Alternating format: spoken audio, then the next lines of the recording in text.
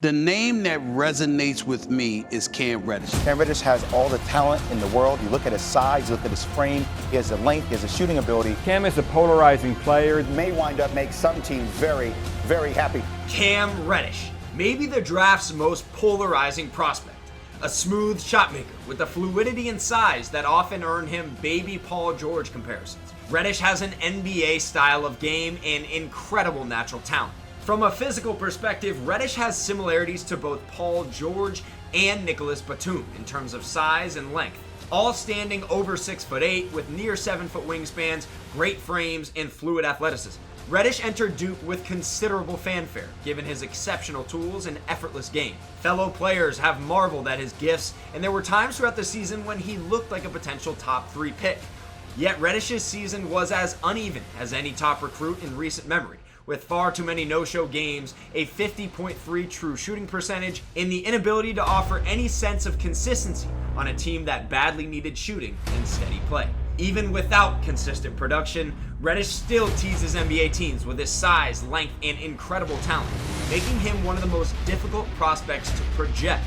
But when he has it going, Reddish looks every bit of a top 5 pick. Reddish is a prototype NBA wing with ideal physical tools at 6'8", with a 7'1" wingspan and an impressive 208-pound frame. He's smooth and fluid in the open court with long strides to the rim.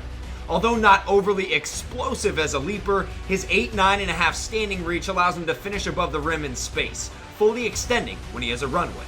Reddish has great feet as a ball handler, allowing him to change speeds and directions before gliding to the rim.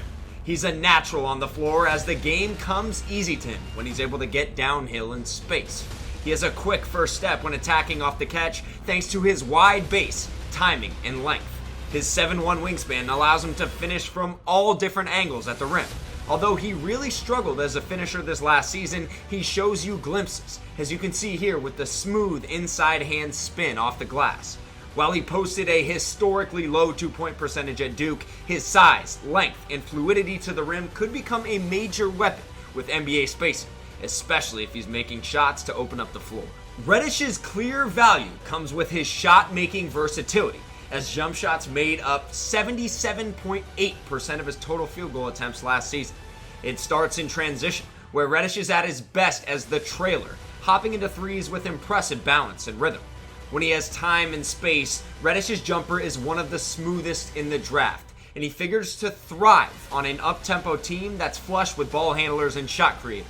In the half court, Reddish shoots an easy ball out of spot-ups, regularly catching on the hop. On unguarded catch-and-shoot jumpers, Reddish ranked in the 53rd percentile. He knocked down 89 threes in 36 games, good for 8th in the ESPN Top 100. Reddish has great rotation and natural touch on his ball, even if he sports a low release point. If teams opt to run him off the line, he's capable of hard 1-2 planting into a pull-up going right or left, or hopping into a mid-range jumper. His agility allows him to stride it out to the rim if he sees a seam, and he's actually shown some potential as a passer in the past, as his vision was much more apparent at the prep level than it was at Duke. What really makes Reddish intriguing is his ability to shoot it on the move, sprinting off screens, catching on the hop, and firing. He does a nice job of reading his defender off screens, here seeing Romeo Langford try to shoot the gap and fading to the corner for a 3. He gets great rise on his shot in either direction and has a natural sway to his jumper. He's also comfortable sprinting into handoffs, making him perfectly suited for the quick actions of the NBA. Reddish does a nice job out of pin downs as well, rising up at the elbows or even taking an extra dribble to create space if his defender's on his hip.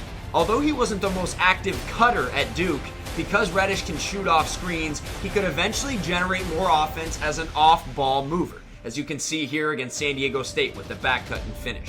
While his mentality is more suited to play off of other shot creators, the fact that Reddish can shoot off the dribble gives him more upside than your traditional 3-and-D style wing.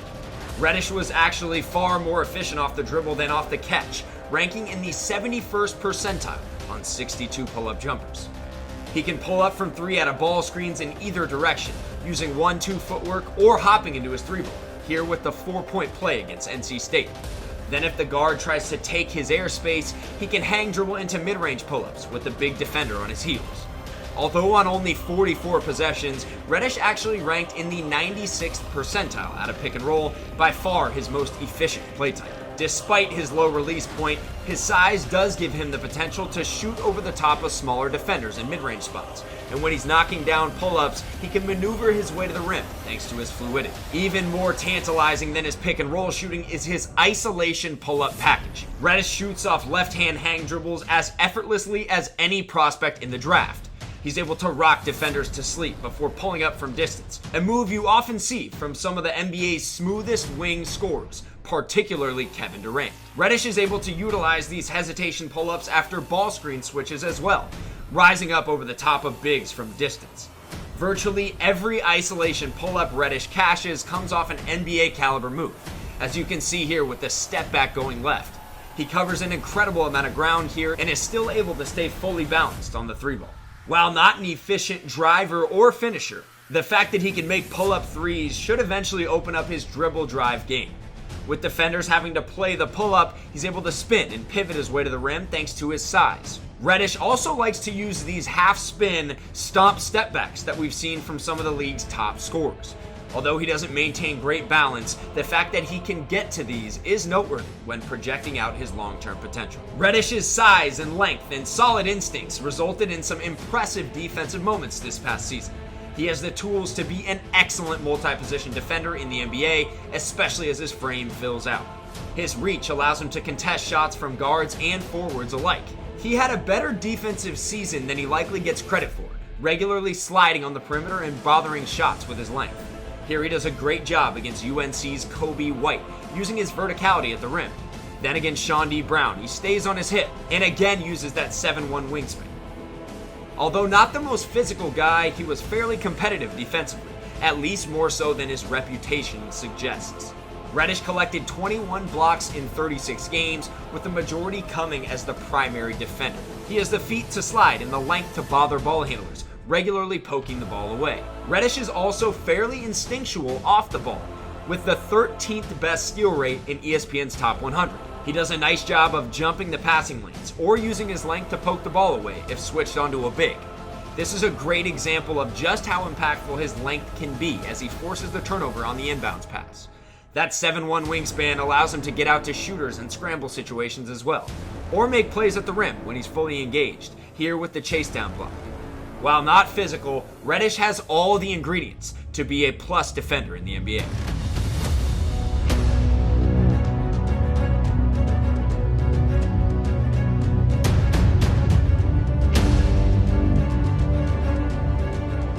Reddish's sub-42 point percentage was largely a product of his finishing struggles, as he ranked 1,255th in the NCAA as an at-rim finisher in the half court. Although blessed with physical gifts, he too often goes up soft, not even looking at the rim when faced with contact. Reddish made only 26 shots at the rim in the half court all season, and his contact-averse style is a big reason why. When Reddish does decide to go up strong, he shows little finesse, just putting his head down and trying to barrel into the help defender. For Reddish, it's about finding that balance between not going up soft, yet going into his finish moves under control, while adding different ways to utilize his extension and touch more consistently when faced with physicality. One reason why Reddish struggled so mightily in the paint is his preference to gallop and gather off 2 feet rather than gliding to the rim off of 1. While there's certainly a time and a place for 2-foot finishes, Reddish is almost exclusively a 2-foot leaper, which makes him play smaller than he is, allowing the primary defender time to recover at the rim. When Reddish does actually decide to leap off of 1 foot, he needs to do a better job of judging his distance to the cup while keeping an eye on the rim rather than worrying so much about the shot block. Duke's lack of shooting certainly didn't do Reddish any favors, but he finished in the 29th percentile as an at-rim finisher in the half court, and his finishing package is clearly one of his biggest weaknesses at this stage. Reddish looked out of sorts for the majority of the season in terms of his decision-making on both ends of the floor. Reddish ranked second in the NCAA in charges, right behind his teammate RJ Barrett. Far too often, he attacks the rim with his head down, barreling into help side defenders.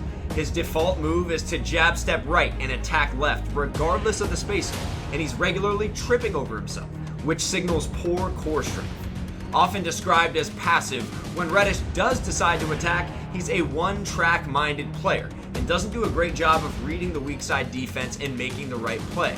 Again, pushing with no numbers, out of control, another charge. Reddish doesn't do a great job of altering his path on the fly, unable to slow up and react to Garrison Brooks rotating just outside the paint here. Reddish is also far too relaxed with his deliveries, leading to way too many avoidable turnovers. He finished the season with 70 assists, but 96 turnovers, in part because of his lackadaisical nature on basic post-entry passes. Although he's at his best from the perimeter, Reddish does settle a bit too often, opting not to take advantage of open lanes to the rim or mismatches against smaller guards. As you can see here, he trips out of the gates and eventually settles for an off-balance jumper midway through the shot clock. Again, here's a great opportunity for Reddish to get downhill and pick and roll versus this drop coverage. Instead, he kills his dribble, gets off the ball, and eventually clanks a contested catch-and-shoot jumper. Reddish attempted fewer than 2 shots per game at the rim in the half court last season, and possessions like that are a big reason why. Reddish's poor decision-making carries over to the defensive side of the ball as well, where he's extremely foul-prone, finishing with the second most fouls on Duke's roster last season. He can do a better job of closing out under control, and far too often fouls three-point shooters. Here with 2 seconds of the shot clock in a tie game with 16 seconds remaining. Reddish struggled to stay on the court at times because of his foul-prone nature, especially in crunch time. He's not the best scouting report defender either, here completely pressuring a shaky shooter like Jarrett Culver with 4 seconds on the shot clock, biting on an up fake and giving him a lane to the rim. Reddish has issues handling pressure as well. Now these struggles are threefold. First, actually handling the ball versus pressure. Second, making shots consistently when pressured. And third, coming to play for big games, even if he did knock down some huge shots down the stretch during the season. As far as the actual handle goes, Reddish committed way too many live ball turnovers and needs to tighten things up and get stronger with his base. He loses the ball and his footing far too often on these spin moves, and overall turned the ball over 29% of the time in isolation and 32% of the time in pick and roll. Ridiculously high numbers. He exposes the ball regularly when hit with pressure and is too loose with his handle, especially when put on his left hand. He actually has the footwork and the fluidity to become a smooth ball handler, often changing speeds. But he'll first need to become stronger with his base, tighter with the ball, and more comfortable versus pressure to cash in on that shot creation potential he so often shows.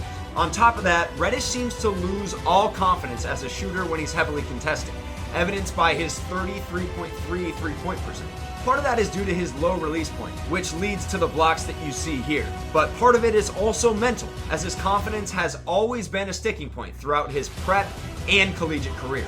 Reddish's catch and shoot splits are staggering.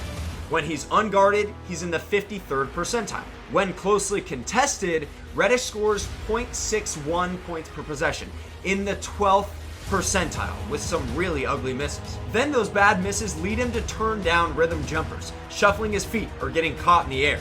As you can see here at the end of the first half against Clemson, Reddish doesn't want the ball late clock and commits a panic turnover, deferring to Barrett. This was a theme throughout last season, and Reddish is likely better playing off of other stars rather than being a primary shot creator. Although a slightly underrated on-ball defender, Reddish lacks a degree of toughness, especially on the glass. He regularly misses box outs or gets muscled out of position, and snagged only 5 rebounds per 40 minutes, despite his incredible tools.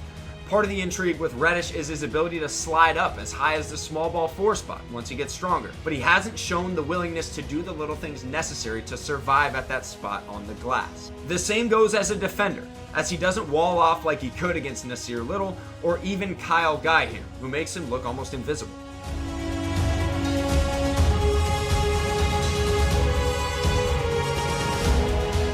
Reddish lacks the physicality to keep a forward like Rui Hachimura out of the paint, and he's too willing to give up deep catches on the block, especially in switch situations.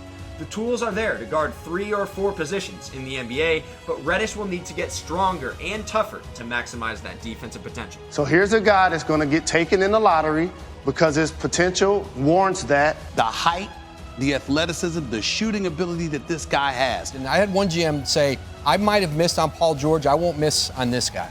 Reddish has as many question marks as any prospect projected in the top 10.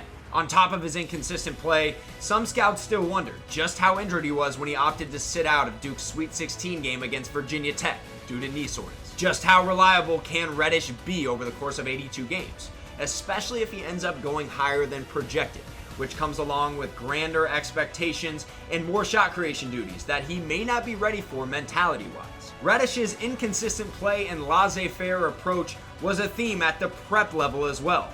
Will that continue in the NBA in a different situation? Even with the wild peaks and valleys that characterized his freshman campaign, Reddish is 6'8", with a versatile shooting stroke, fluidity, and the ability to defend multiple positions. At the least, he's a 3-and-D style prospect who can play some second side pick and roll. For teams considering him toward the top of the draft, the question is more so, can he be more than that? An eventual all-star who maximizes his potential long term. Even more so than most prospects, the situation that Reddish lands in will play a huge role in determining the type of NBA player he'll become.